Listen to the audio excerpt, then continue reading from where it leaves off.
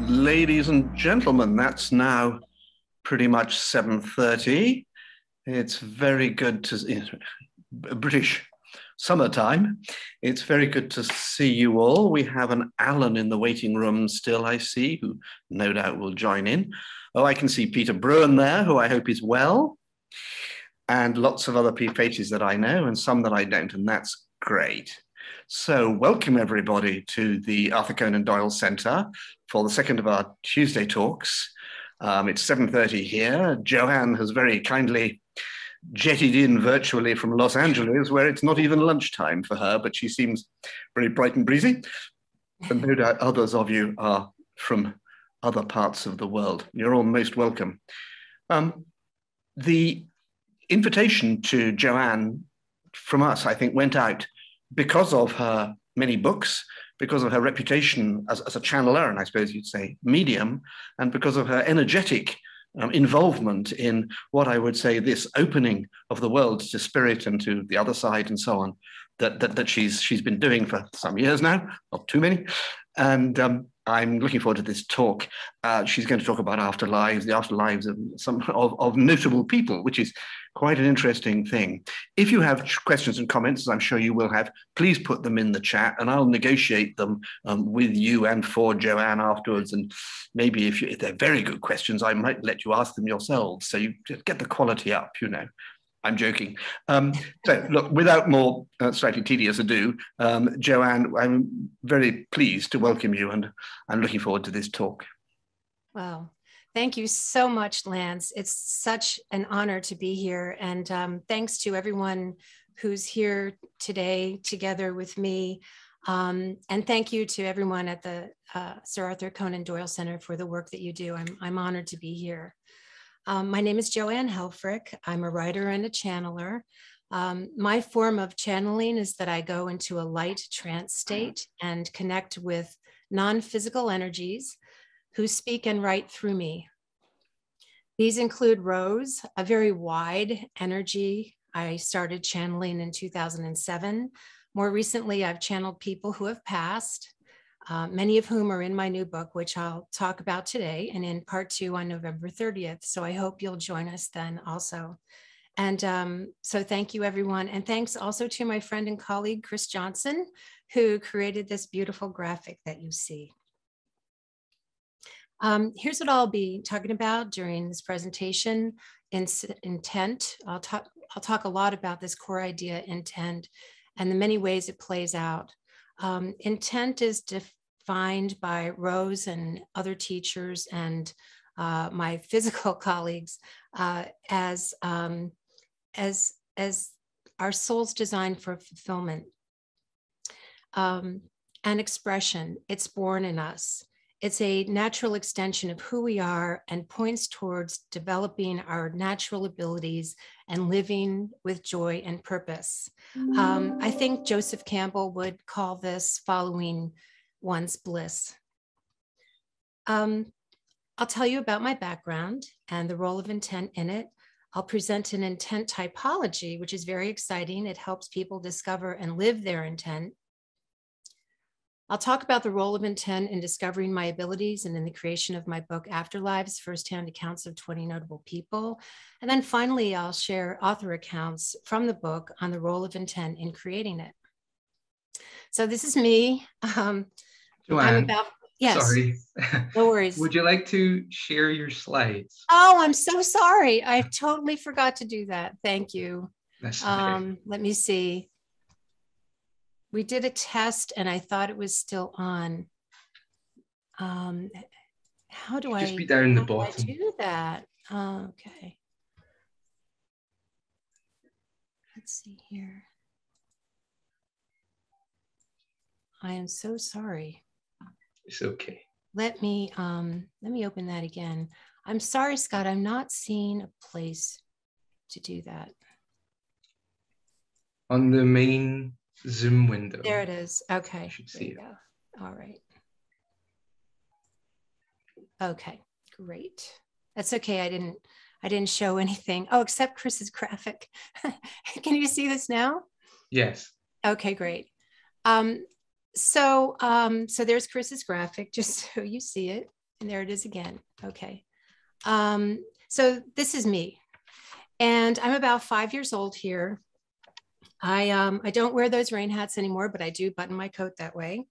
I was born in Western New York State in the area, which I didn't know until recently was what some consider the birthplace of spiritualism. And I learned that in Anne's wonderful book. So I'm learning more about spiritualism from you. I had no signs of psychic ability. People ask me that I'm aware of. I've always been sensitive, emotional, artistic, with a great love of music and musical theater. At around 5, I remember very, very clearly standing in my kitchen and having an existential experience. I remember it vividly. Everything just stood still. And I just asked, why is there reality? What is this? Who am I? What are we here for? Am I alone? How do I know anyone else exists? And I know this sounds strange. They're coming from a 4 or 5-year-old, but I know that's how old I was because I know where I was. I wondered, is this an experiment or a test of some kind? Maybe it's to see how good of a person I will be. I was raised Catholic, so some of those moral questions, and considerations were starting to come through me probably.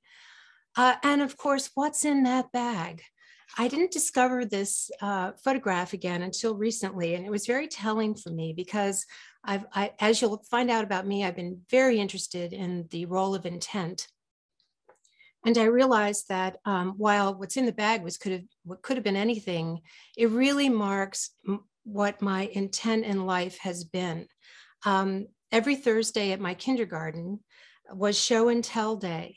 And almost every Thursday, I brought something to show and tell. I would beg my mother for something to show to my fellow students.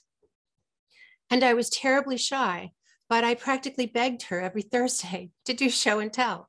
So I'm not sure why I did that, and then later on I found out, well, it has to do with my intent. But the main idea I want to share here is that I believe that everyone's childhood includes signs of their intent. However obscure and crazy it may seem, I really believe they're always there if we have the ability to look at them. It could be a toy. For example, Eric Clapton had a toy guitar. There is photographic evidence of that. He went on, of course, to become a great guitar player. I've done a group workshop on this, and it can be a lot of fun and full of discoveries. Here's, maybe some of you identify with this cartoon. This Dave Coverley is the cartoonist here. And he's kind of in my head because he's done so many great cartoons that are so appropriate for this topic. And here's the guy is raising his hand. He's saying, excuse me, but I'm really more of an idea person. So I can totally relate to this because I am an idea person. And maybe you feel the same way, that it's not easy really being sensitive or an idea person if there are different things in the world. I had my challenges. Catholicism was not a big help. I was very early on wondering about the truth of the dogmatic elements that were shared with me. Even children intuit, I think, that unbaptized babies do not go to hell, for example. But the good part about it is that when I went to Catholic school, and I did for 12 years, we got to talk about God and spirit and soul in the classroom. And I wish more classrooms were like that because it can be very helpful. My husband and I are big proponents of Waldorf education and Rudolf Steiner education, which of course includes spirit in the curriculum. And my husband is now a grades teacher in a Waldorf school in Los Angeles. And I believe there's one in Edinburgh too, Rudolf Steiner Edinburgh School. I had difficulty in finding resources to discover our calling and path of learning. I was really disappointed in high school when vocation day was touted, but then the only people who showed up were a nun, a priest, and a monk. I was really hoping for some guidance to help me figure out what I was good at and what I could make a good living at the same time and enjoy most of all. And of course, there were a few sources of esoteric information available. But the takeaway here is that it also has to do with intent, that these challenges of mine made me who I am and pushed me into the areas I needed to go in. And so it's really, I think, generally true that difficulties can make our intent clearer because we want to spare others what we've been through ourselves. And it really is an important aspect of getting through grief also. I discovered the Seth material in 1985. It was Seth Speaks, The Eternal Validity of the Soul. And if you haven't discovered the Seth information yet, it's fantastic. And this is a great book to get started on. Jane Roberts channeled the Seth material from late 1963 until her death in 1984. The Seth books were instrumental in bringing the idea of channeling to a wide audience. There are over 40 books written by Seth and Jane. The core ideas include that consciousness creates matter, of course, not the other way around. Each individual creates his or her own reality through thoughts, beliefs, and expectations. And there's a great deal of encouragement for us to live up to our abilities of consciousness. I discovered my partner in time soon after that, in 87, Paul Helfrich. We met at Temple University. He was already a future Seth scholar. He had read all of the books at least twice. He just loved them. And it was our third date and things are going really well. And he confessed to me, he was afraid to do it, but he confessed to me how much he loved the Seth material because I think he thought I would run away screaming. But I said, no, I read Seth Speaks and I thought it was really great. And that was that. College degrees, jobs, mortgage, and marriage soon followed. So we jumped into the channeling information. We attended Seth conferences. We were seeking community. We couldn't really talk to many people about these ideas where we lived. And Paul ended up running a Seth discussion board with over 3,000 participants. At one of these Seth conferences, we met Mary Ennis, who's the channeler of Elias, another wonderful channeler and set of channeled information. The material is consistent, we think, with the Seth material and an expansion of it. We moved to California to be with this wonderful experience, and we created the website eliasforum.org, and it is available for you to use. Everything's free, of course. We also pursued integral studies of Ken Wilber and Dr. Claire Graves and Don Beck of Spiral Dynamics. And these were really instrumental in becoming who we were.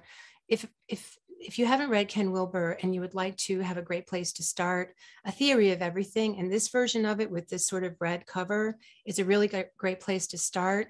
Ken writes really giant books, but excuse me, this one's really small and very, very understandable. Spiral Dynamics is the science of the stages of human development. And it was instrumental in ending apartheid in South Africa without a civil war. But it's applicable to any culture, any government, and has relevant application in daily life. And the book shown here is geared towards systems development, and it's very good. But attending a workshop is ideal, and I really recommend, if you ever get a chance to do that, that you do that if you haven't already. Oh, I just want to say one thing. The integral education we received was critical for us. And this is why post-conventional ideas like we create our own reality are translated through one stage of development. People who operate from the egocentric stage can translate this information into, for example, I'm the only one who exists, or solipsism. Ken Wilber calls this the pre-trans fallacy, the confusion of pre-conventional with post-conventional, because neither of them are conventional, which for some people are kind of either boring or maybe they've been beaten up by their religious upbringing. So this creates a lot of problems in the world, this confusion. And there was a lot of terrible behavior on the discussion board, and the participants needed rules and regulation and moderation. So Paul rose to the challenge and recruited and trained multiple moderators. I've concluded that this is why mystery schools kept their teachings private because they were too often misunderstood. So what came of this for us is that our emerging desire to share esoteric information became grounded in science. Also during this time, we supported the work of Serge Granbois, the channeler of Chris, and Serge was located in Toronto. So what we would do, we had this regular meeting called Dinner and a Dead Guy, and we would have people over at our house and we would share a meal together. And Serge would have friends over at his house too, and they'd share a meal together. And then we'd all have a glass of wine and do a teleconference together. And it was just a lovely time. And it was just a lot of fun, really fun time. Also during this time, Paul's scholarship flourished. He wrote Seth, the Ultimate Guide, a distillation of the Seth books. And it's a long, sad story, but that book is not available right now. However, at the same time, we co-founded newworldview.com to explore the practical applications of conscious creation. We create our reality. I think of it as a postmodern mystery school, post-conventional mystery school that combines science, art, and spirit. And gratefully, those wonderful elements of life are being brought together again, and the Platonic ideals are beginning to be fused and integrated once again, which we're in a wonderful time in our history.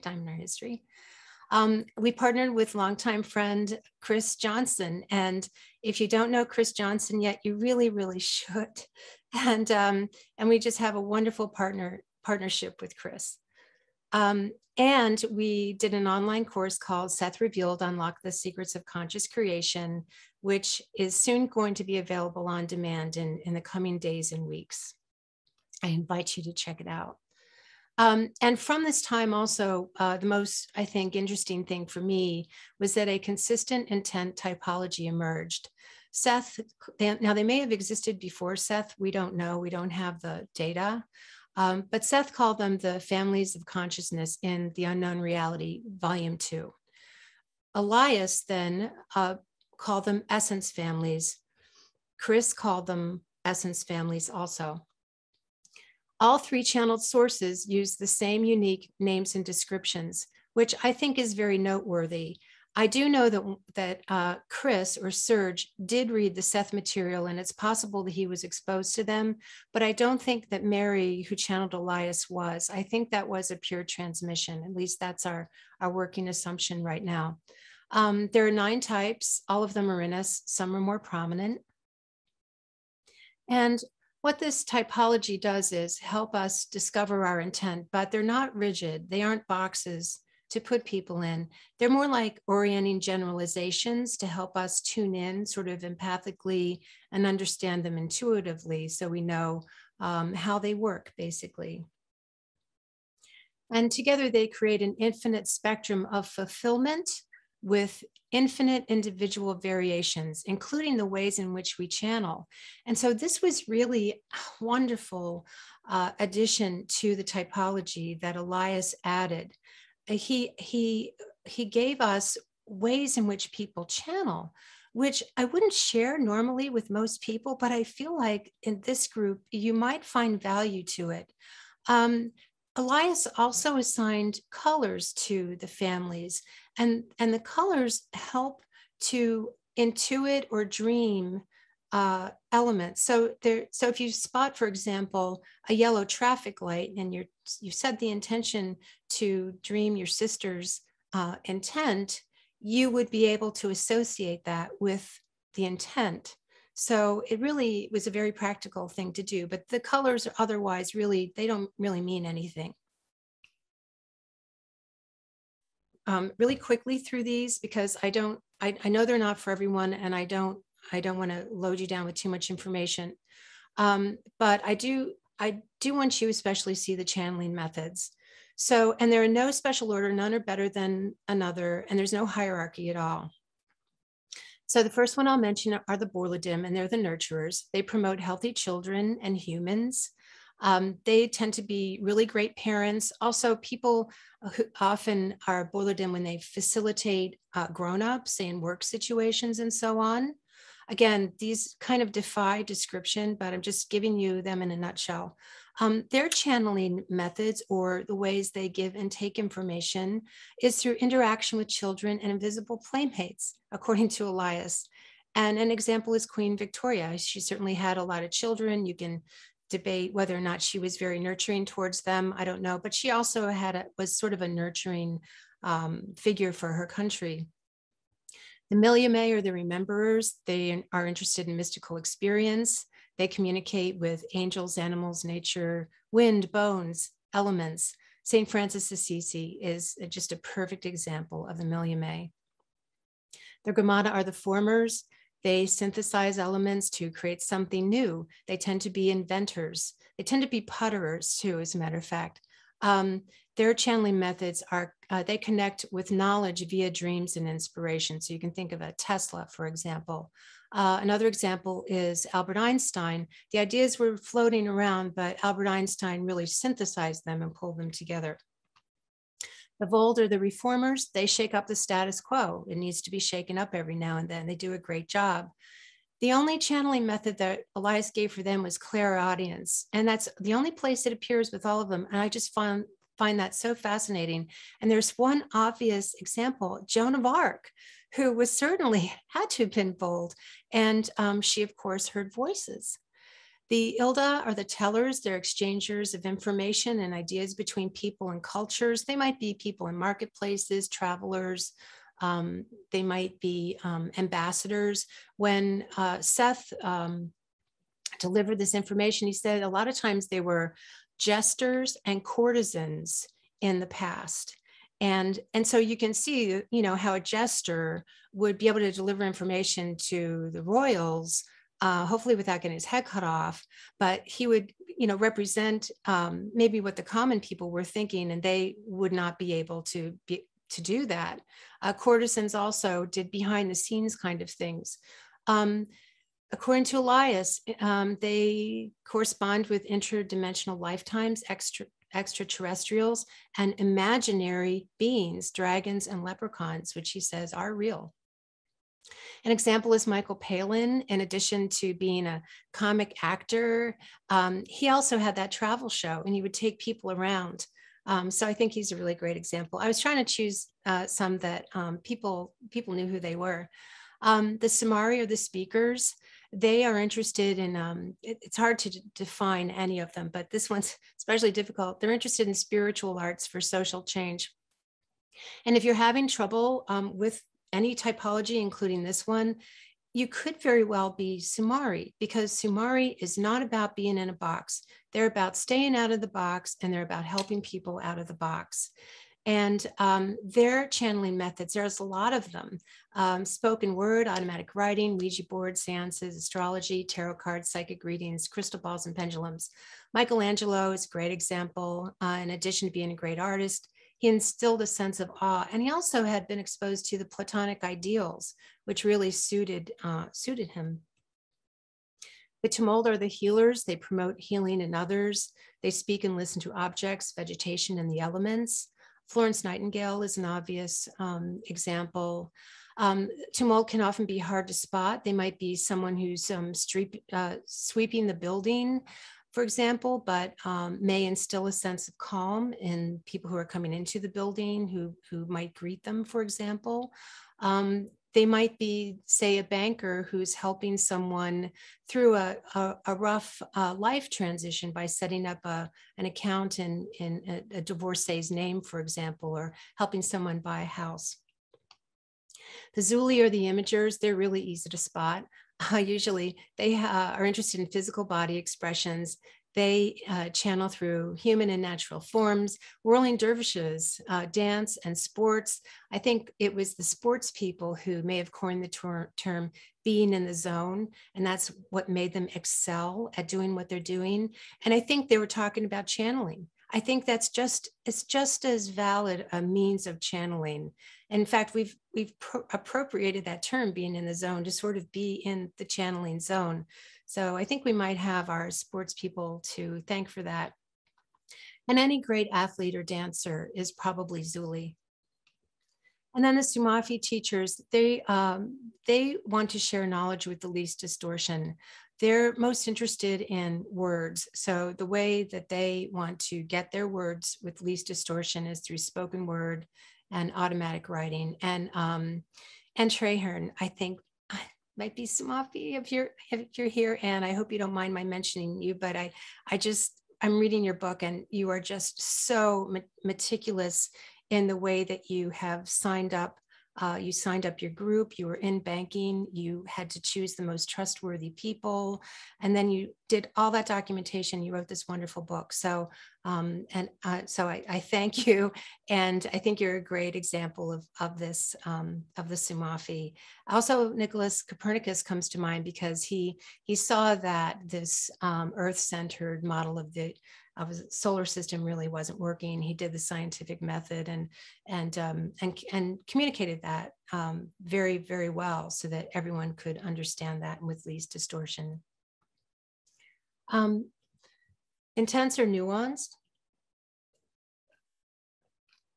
And there's a little bit more to the reading when I do a reading than this. There's, according to these guys, there's a belonging to intent that we share themes across all of our lifetimes. And there's an aligning with intent that we choose for our physical focus. And so the belonging to intent is what is easy for us because we have so many lifetimes doing that thing. The alignment is where we're challenged. And I just want to give you the first part of that. For my own intent is I'm an ILDA teller. I'm one of the ones who's an exchanger of information and ideas across people and cultures. I mean, here I am today. And there I was when I was 5 doing show and tell. I mean, it was called show and tell. It couldn't have been any clearer to me. Another thing that was funny when I was reading the information developed by, given by Seth, and he mentioned the jesters and courtesans, I was writing 2 works of fiction. One, the main character was a jester, and one, the main character was a courtesan. And I thought, oh, that's it. That's right on. Yep, that's it. So, so I was really super jazzed about this information. And I and others really wanted to share it, but we didn't know how. So we were encouraged to dream the information, to use our inner senses all the time by our teachers, Elias and Chris. And I would say that if anyone says, you know, just come to me for all the answers, I would not trust them as a channeled source. So they did that, but it was always good to confirm with them what we had come up with, but they weren't always available. And so we wanted some way to be a little bit more autonomous in helping people connect with their intent. So some people tried to create a self-test, but the families defied that. You know, you just couldn't pinpoint them in a multiple choice kind of question format. So Paul and I attended an integral business workshop, and it was all about people being able to integrate the integral information into their businesses and professions. And I could tell that a lot of people were really struggling with that because they just didn't know how to apply it. And so I stood up and I said, does anyone here have an instrument for finding one's calling? And the answer was no. So I did my due diligence to see if there was something out there as best I could. And I decided that the only way to discover it was to divine it somehow. And I would figure out how to do that somehow. I just wanted to do little readings for people. I just wanted to be helpful. So in April 2007, I amended my Ouija board with color dots representing the 9 families. So it looked like this, only there were more on the other side of the board. I had a strong intention to help others, which got me through sitting. And I forgot to mention, I have always been terrible at the Ouija board. I've never been able to work it on my own. I have had a little bit of results with other people. So it was a very sad week or so as I sat in front of that lifeless planchette and it's not moving. And so what got me through is that I had a strong intention to help people, and it helped me stick with it. And then one day outside my bedroom window, just feet from my ear, I heard a child who must have been on our porch say, "Let's just play." And she had to have been right up next to the glass. And from then on, I've considered it an angelic moment, even if it was a child, because it was exactly what I needed to hear. I was able to loosen up. I was able to just kind of have fun with it. And so when I was putting together these slides and I saw those two elements there, the strong intention to help and let's just play, I thought, oh, really? Yeah. I mean, those are the key ingredients there. You know, we want to be of service to others and we want to have fun too. And those things aren't mutually exclusive. I think sometimes we're raised to believe that they are, but I don't believe they are. So Rose came through in April 5th, 2007. I was able to get some readings using the colored dots and then letters and then words and paragraphs from, and then I would sit with my Ouija board on my lap and then key at my computer and then Ouija, key.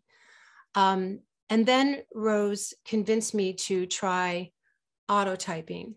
And I was really scared to do it.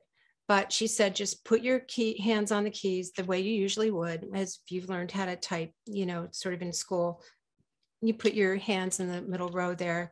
And she moved my fingers one at a time across the QWERTY keyboard as if I was learning to type for the first time. And so, you know, she was saying that's how auto typing felt. And I was scared to death while I was doing it because when I was a kid, I saw this really scary movie about a concert pianist who's killed and his hand comes back from the dead and tries to revenge his death. And so there's all these horrible scenes of these disembodied hands. And I thought, oh, and here I had two disembodied hands.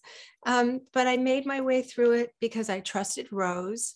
And then I was soon air typing. I am able to type in the air and I know what letters they are. It's some kind of kinesthetic ability that I have. And then that quickly turned to voice channeling and then conversing with Rose directly also because I have the ability to talk to her through my hands and have conversations with her and other personalities. Rose described herself in the same way Seth did as an energy personality essence. She refers to herself as we, a vast collective energy transcending gender. So our pronouns seem to be working less and less for us all the time. She has no physical lifetimes, so she says, but is connected with many millions of physical and non-physical lifetimes. And yes, we soon created dinner and a dead gal. And yeah, this picture is a little bit racy, but it's also very Rose because she encourages us to enjoy our sensuality, as she says. She makes up words, sensual and sexual, meaning sensual. It being sort of the way that we move in the world. It's much bigger than we have thought it to be. And so this was an appropriate graphic, I thought. It's now my privilege to channel Rose just real quickly. We have a website called thewayofspirit.org. Her objective is to help each of us realize our direct connection with our own essence, our personal God, as she calls it, and embrace our way of spirit, our most fulfilling way of life. She defines channeling as each person's ability to accurately express their inner information or inner senses or intuitions outwardly. And she helps people find their intent, of course. And she's written 2 books, The Way of Spirit and Teachings of Rose, and Let That SHIT Go, learn to process loss and be happy. And the reason I was telling Lance and Scott for that title is that, all of this is spirit. Even the things that we dismiss as not spirit, it all is, and when we talk about the earth and fertility and fecundity of life, it's very divine feminine to me. And so it might not have been the best choice for the book about grief, which, by the way, it is a great book about grief, grieving anything from small things to loss of a loved one. But that's why I did it. So that was my rationale. So I just want to pause here for a second and describe the phase after Rose that created the book Afterlives. And that's what I'm going to be talking about now through this part of the presentation and also on November 30th. So Jane Roberts wrote 3 after-death journals, one about Rembrandt, one about Paul Cézanne, and one about William James. And she called these worldview journals, that she would tap into a kind of blueprint of who they were when they were alive. I was inspired to try to talk to the author J.D. Salinger, who I'd always loved. I'd read all of his books after reading a book about him, and I just didn't want to let him go. And it took a couple of weeks of intense soul searching to see if it was something that I really should do. I didn't want to trade on his name. And I was also really concerned about punctuation, because he was really a stickler for punctuation. And I thought, oh my God, what if he didn't want it punctuated that way? Would he be upset with me? So I worked through that, and I actually wrote him a little letter, and that appears in the book. He tells me where to put the letter in the book. So it turned out very, very well. And I had done some experiments, but I just never stuck with it for whatever reason. Until 2018, when Anthony Bourdain died. I don't know if you are aware in your countries, Anthony Bourdain, he was an American chef, author, and TV travel host who just had it all. He was smart, handsome, funny, good. I said handsome already. He was also good looking. He seemed to have it all, you know. He was very successful in anyone else's terms, and a lot of people loved him. And a lot of us were just bereft when one day in June 2018, he took his life. And we thought, you know, if that happens with Anthony, how does that fare for the rest of us? So I was really moved to try to talk to him again. And I did the day after he died. I was pretty happy with what came through, and I put it on my blog and I shared it, and people connected with it. So I thought, okay, that went well also. And so this, and then I didn't do anything for another year or so, a little over a year. When somewhere in the night, I think it was around 4 a.m., I got the most random inspiration to talk to Hunter S. Thompson. I tried to check my rational path to that thought, and I don't know where that came from at all. So I got up a few hours later and channeled him. And so if you don't know him, he was an American journalist. He was a social commentator, a lot about politics. He wrote a lot for Rolling Stone magazine. And his session was lovely. And so, so it was fun to share my experiments. We were in lockdown at the time with COVID. We weren't seeing anyone except our nephew Dan and his dog Zyla, who would come over on the weekends, and we would have dinner together. And then after dinner, I would read who came through that week as sort of after dinner entertainment. And we all enjoyed that, and it was a lot of fun. But then what happened was I asked Ayn Rand to come through. I'd had a brief conversation with her years before. Now, if you don't know Ayn Rand, you probably do, but she was a Russian-American author who wrote The Fountainhead and Atlas Shrugged, really giant books. She, in life, was a zealous materialist. She advocated reason as the only means of acquiring valid knowledge. And boy, was she surprised, right, when she got to the other side. And her work is viewed as encouraging selfish and greedy behavior. And some of the politicians in my country had recently been accused of this, and they had been influenced a great deal by Ayn Rand, and they said so. Oh, here's another cartoon. This one's by Harry Bliss. It's the mother saying to the son, I don't care about the drugs or alcohol. Just tell me who gave you these Ayn Rand books. So Ayn taught me a lot. She wanted to set the record straight about her work, and I don't blame her. And she did a very good job, and I could understand why she wanted to, but she didn't want to stop. And I thought it had been an unspoken thing where whoever came through would write 3 to 5 pages. Well, Anne went on for 14, single spaced pages, and she wanted to write a book right away with me.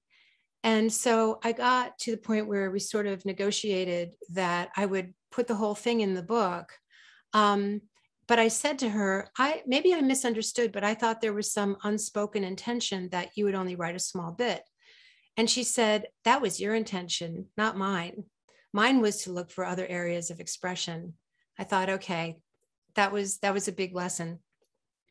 She also mentioned that Hunter S. Thompson told her that he would like to come through again. So I was skeptical, but I gave it a try. And he did come through. And he also said, there are others here like me, writers who want to talk to you too, however they want to be asked first. So that changed everything for me, because here I was, what had been fun and just sort of playing around. Now I felt this incredible weight on my shoulders for being able to choose the right person to come through. I had basically been sort of showing up with whoever was on my mind, but welcoming whoever should come through to sort of come through. But so far, everyone who I invited to come through had. So I thought, well, are these the right people to come through? And what's the whole point of everything then? And what would they say? So I decided it should be a book, and I asked that the most helpful book be written. I asked them, I set a psychic invitation for every author to provide a chapter with information about their physical and non-physical lives and provide advice to readers. And I asked that they collaborate as a committee to ensure flow and a valuable reading experience. So according to Rose, the authors and I share the intent, and there it is again, to help bring what's needed into the world now with regard to our own lives' intents, for this continues even after we're dead. And I don't know why I didn't think of it sooner, but here I am, a writer. I love these writers. They came to mind when I was looking for advice, and they were carrying on what they had been doing while physical. George Harrison is one of my authors, and he said, I understand the reasons for you to be doing this work because you want to help others. There's not any reason for me to speak with anybody else who, for example, may think differently. I wouldn't support that. I won't come through somebody with an agenda of just making money. That's not what I was about, and it's not what I'm about now. You and I have the ability to connect this way because our clouds of potentials of what we'd love to consider connect first, then pull us together like pieces of a puzzle. Isn't that lovely? For me, I think that's the way the entire universe works. I just find so much application for that on a meta level. I just want to read that again. We connect this way because our clouds of potentials of what we'd love to consider connect first and pull us together like pieces of a puzzle. Rose's description of the process is that it's a collaboration between the authors alive in the bardo or after-death state, where their personalities exist as a blueprint of who they were and their own essence self or soul. Rose, having knowledge of each other and their essence, serves as a traffic cop of sorts to help translate these energies into a form I can receive. So I was really worried when I started doing these things because I was comparing myself to the mediums that I put on a pedestal. I have so much respect for mediums who talk to families and relate information from the immediate after-death environment with all kinds of details and words that are so comforting, but I don't have that ability. And and I was worried that also in the process of doing it the way I do it, that Rose was getting in the way somehow, that they weren't fully who they were. And I didn't want to cheat anyone, you know, from experiencing these people firsthand, in a sense. So, this is another cartoon by Dave Coverley, and it's one angel saying to the other, of course, now I think of the perfect last words. So I was concerned that Rose's involvement would dilute the individual's messages. And good old Hunter S. Thompson explained it for me. He said, the reason I chose to come through you is because you have a good sense about people like me who have things to say without needing to be whole in the sense that you have been raised to believe. Do you follow? I said, I think so. Some people might not think of you as enlightened or whole, as you say. They would expect Mother Teresa. Well, if you don't know Hunter S. Thompson, he was a wild man. I mean, he was so unlike Mother Teresa in so many ways. He did prolific amounts of LSD and other drugs. And we know this because he documented them in his novels, and he had guns and the whole bit. And he wouldn't necessarily be someone that you would go to, but he provides these, as a journalist, these profound accounts of the afterlife for him. And it's just such an honor having him in there. But this is what he meant by that. He said, that's right. The part about being whole is giving you a sense of what this book is about too, right? So potentially many people will need this little lesson in life besides you. Who else could reach those people? Not you necessarily, not Rose. I said, right. He said, the way to view my work is through my books primarily. I'm not going to be any different than I was on Earth. Some of this stuff has to come through Rose, or this would not be the kind of book you will want to do. I said, really? What kind of book would that be if you were to write it through me without Rose? He said, it would be full of bitterness and love for people who are still alive, who I need to contact in order to feel better about myself now, which is the kind of thing that I would approve of if I had not adopted this worldview that Rose has provided through my interacting with her. I said, thank you. I wouldn't want to do that book either. It wouldn't be as insightful, and every dead person would want one.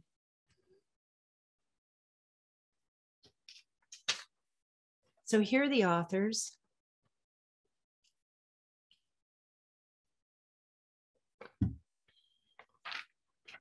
I just want to say a few things about them. All are famous except for one. After Ayn Rand came through, came American civil rights activists, Reverend Martin Luther King Jr. and abolitionist Harriet Tubman. It occurred to me that I might be limiting the book's helpfulness by focusing on people I was familiar with. So Martin Luther King Jr. and Mrs. Tubman came through when there were a lot of things going on having to do with Black Lives Matter. And they were on my mind a lot. And so that's why they came through. I was still struggling with this whole, I don't want to be selecting the authors thing though. So after Mrs. Tubman's account, I asked to receive whoever's account would be most helpful at this point in the book.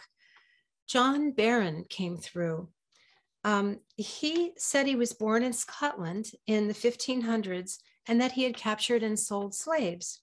He describes his afterlife in his chapter entitled My Path of Redemption and Reparation, and it is just stunning.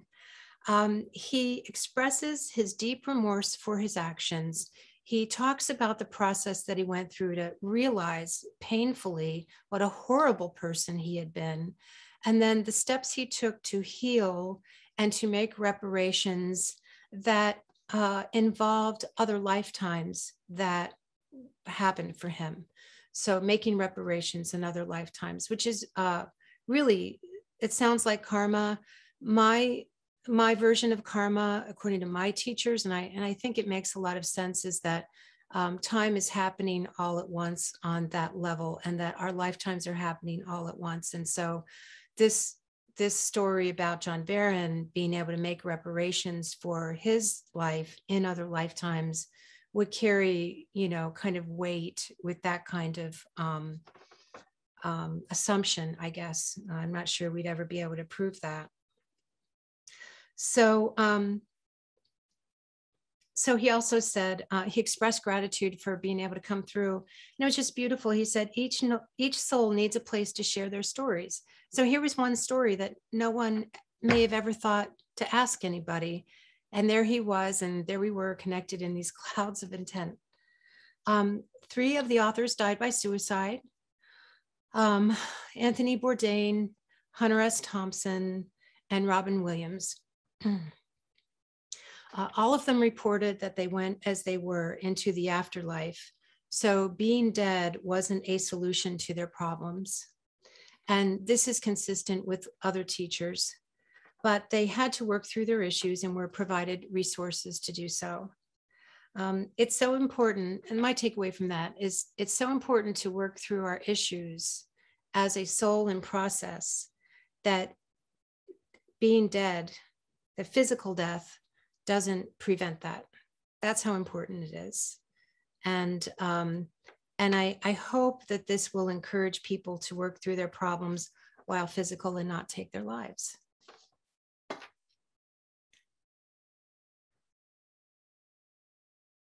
So this is my last slide. So what's next? And this cartoon, it just feels like my life, that could be me sitting at my computer, and there's a spirit there, and the woman saying, now that I've written the book, could you put in a good word with the sales team's muse? So that's sort of how I felt when I was wrapping up the book. I decided to end with 20 notable people. And I sent my proposal to several publishers, but I didn't hear from any of them. So I'm going to self-publish, and that way I know that the book will be out by my next presentation, which I hope you'll join on November 30th. And that will be Afterlives, the author's accounts, and it will be all the author's accounts. And I'm going to sort of group them according to theme to see how they complement or not, complement each other or not. In the meantime, there's also thewayofspirit.com. I invite you to sign up for the Rose email list. All of her practices are available for free. And also newworldview.com. Our course, Seth Revealed, Unlock the Secrets of Conscious Creation on Demand, will soon be available. And you can sign up for that email list as well if you would like. There's also program descriptions of the kind of programs that Paul, my husband, Chris, and I offer to communities. If you have a group that you would like us to be a speaker at, you can get some ideas from that page. And my email, if you would like to contact me directly. I don't usually offer this, but I feel very much that I'm in a group of kindred spirits, and I'm really, really grateful for all the work you're doing, because a lot of us have just been on the outskirts, kind of trying to figure this out for ourselves. And so my email, if you would like to contact me directly, is joe@newworldview.com.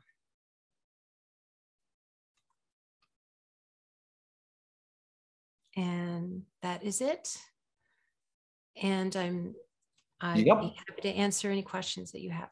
Oh, that's great, Joanne. Thank you so much for that incredible talk.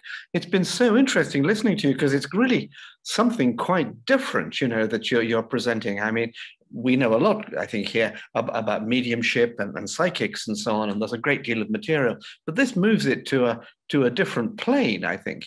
And also, you've had some extraordinary experiences, which most of us haven't got. Just while people might like to put questions in the chat, if they'd like to, or if they'd like just to write in the chat to Scott, he's masquerading as Arthur Conan Doyle tonight. You can ask him if you could be called on to speak by the voce question, if that's what you'd like to do. But I'd like to start the ball rolling, Joanne, by just for this short Q&A, just to say, you very kindly, perhaps people don't know this, you very kindly sent a virtual copy and an attachment to an email, your entire book to us, and I read it. I read it with great fascination. Now, my entire career has been literary, and indeed stylistics and linguistic analysis of literature has been one of my special subjects. So I actually know what makes up the style of some people. I'm not an expert in all those people. For example, my notion of George Harrison's style was limited to the Beatles songs, obviously, but some of those other people have very famous styles, very marked styles. And there's absolutely no doubt that either you're a fantastic genius at imitating the styles, the great pastiche sort of queen of imitating the styles of literary and other writers, or you're getting it from somewhere else. And yeah, I'm certainly not capable or brilliant enough to be able to write like that. You can ask anyone who knows me. I could never have written those myself. Well, I mean, it would be fantastically difficult to do. I mean, I tried to think about, how I take a famous novelist, someone I know quite a lot about, like Thomas Hardy. I've thought a lot about his style and so on. I try to write a paragraph like Thomas Hardy. I'm struggling, and you could say I'm an expert. So this must be a very special thing. So I suppose my question after that to you, Joanne, is could you just tell us, I mean, what exactly happens? Is it the air typing again that produces this stuff? Oh, typically I sit at a computer keyboard and I just go into a light trance. It's not very deep. So when I'm writing, in fact, writing is the most efficient way to do it because that way it doesn't need to be transcribed afterwards. So it's a very efficient way of channeling. I encourage anyone to try it if you haven't already. Because if I can do it, anyone can. I really believe that. So when I write, which is often, I do it at my computer keyboard. Now, when I'm doing voice sessions, I'll sit and move in trance and move my fingers to sort of get up to speed with talking. And there might be some keywords that come through to make sure I'm on track. So I use my hands as sort of a fallback to the voice channeling. So eventually I'll get the words in my head without the need for my fingers, but my fingers are always sort of there as training wheels, I guess. Do you have control? Can you put in things you want to put in, or do you just let it happen? You mean when I'm writing? Yeah. Well, I like, when I'm channeling an author or Rose to just let them go. Mm-hmm. And then I realized that I could ask questions. So, and I do with Rose when I do my standard,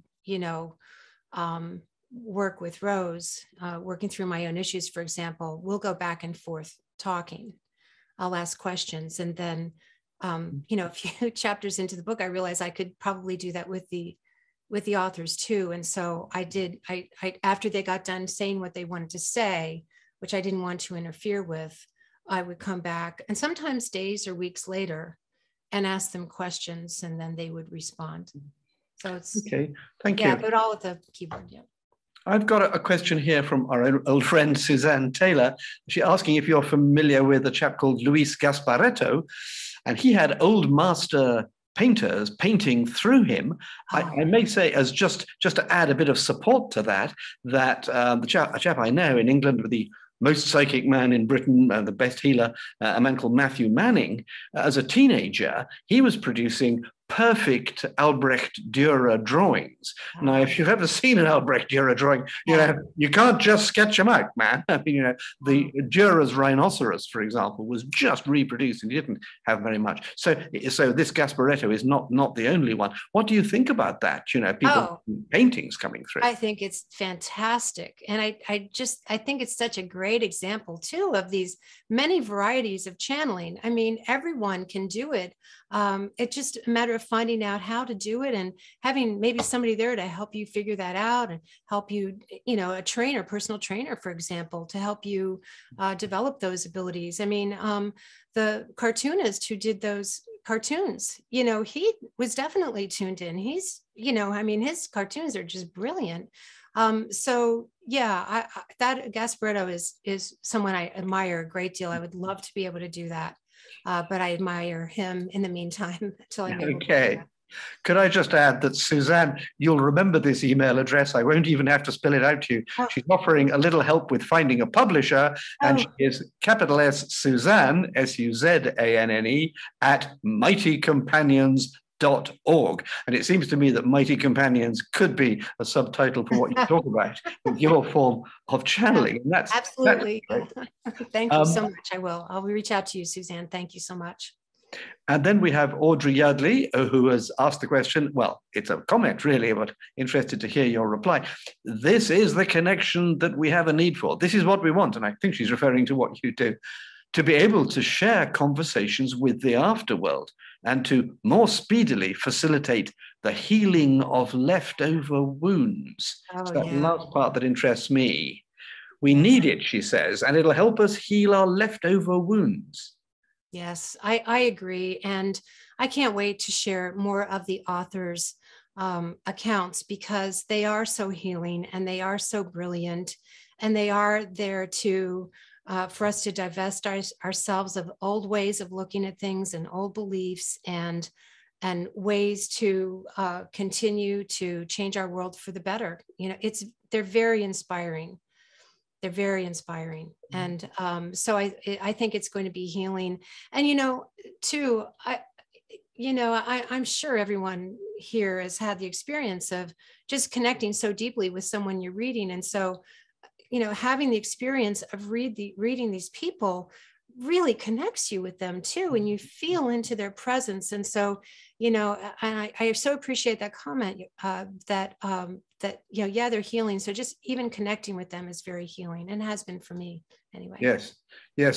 You have, I'm going to ask you, just if you don't mind, how you select these people, because, you don't strike me as a natural companion for Hunter S. Thompson.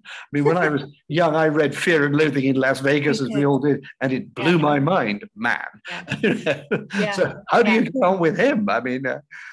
I've just always really liked him. I had seen a movie about him soon before that. It was a documentary. It wasn't Fear and Loathing in Las Vegas, which really on some level horrifies me. I read that way when I was much younger, and it was painful to look at as an older person.